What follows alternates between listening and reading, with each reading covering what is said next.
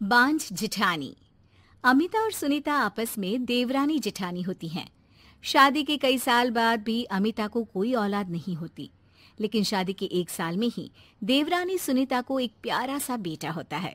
अरे सुनीता, तू तो सीधी है। क्या सारा दिन अपने बच्चे को उस अमिता की गोद में डाली रहती है? देखती नहीं, खुद का बच्चा तो है नहीं। अरे कहीं तेरा बच्चा भी। कैसी बात कर रही है माँ जी? अभी उनकी शादी को भी तो सिर्फ 5 साल ही हुए हैं। कई लोगों को तो 10-10 साल बाद भी बच्चे होते हैं। सास को सुनीता की बात अच्छी नहीं लगती। वो अमिता के पास जाती है।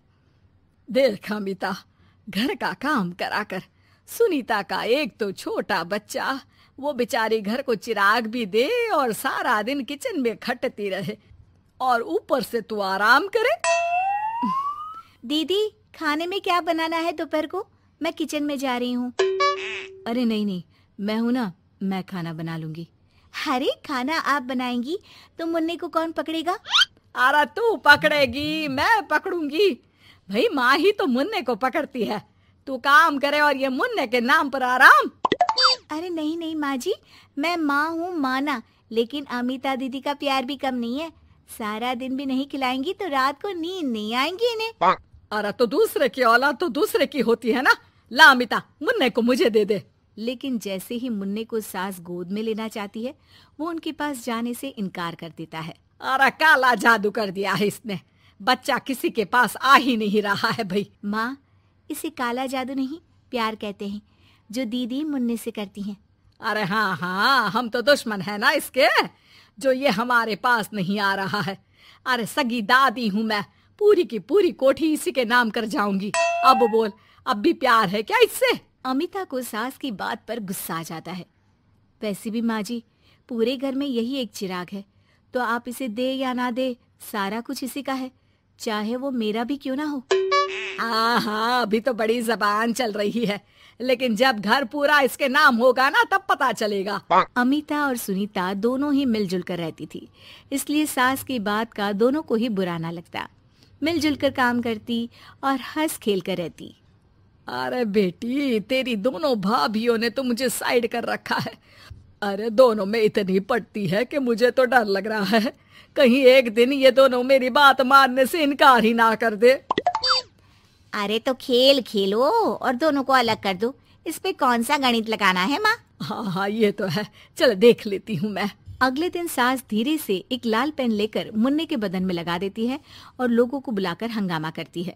अरे देखो देखो, ये क्या हो रहा है मुन्ने के शरीर में? अरे ये क्या हो गया मेरे बेटे को? मैं अभी इसे लेकर डॉक्टर के पास जा रही हूँ।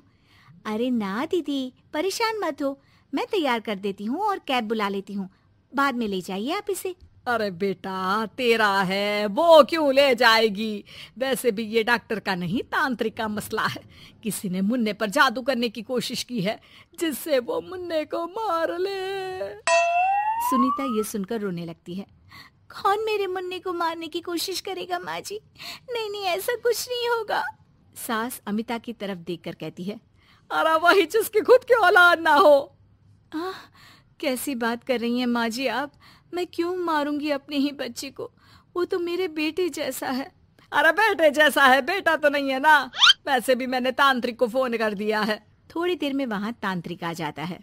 भगवान भगवान भगवान भगवान, बच्चे की जान को खतरा है, खतरा है, खतरा है। इसके ऊपर किसी बांझ औरत ने काला जादू कर रखा है, रखा है, रखा है।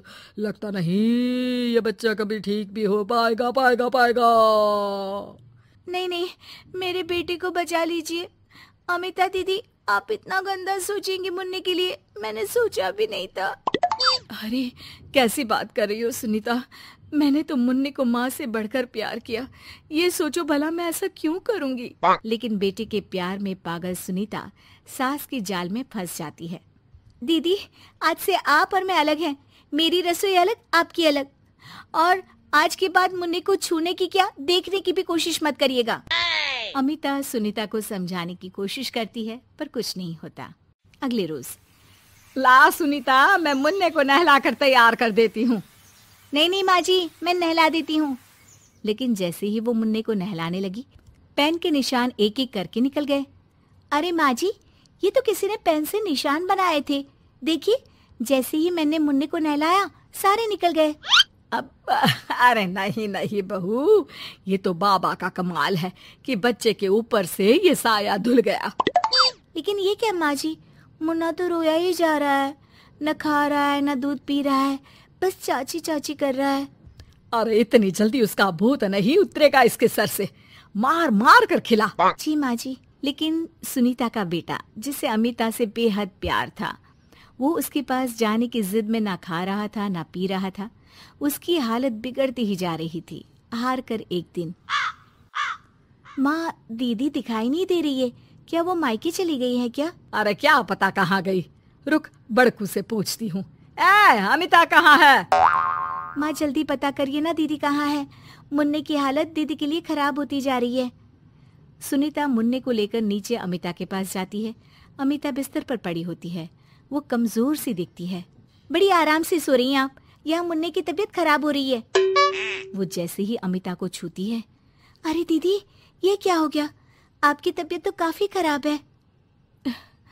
मुन्ने के बिना मैं नहीं रह सकती सुनीता, मैं उसके बिना नहीं रह सकती।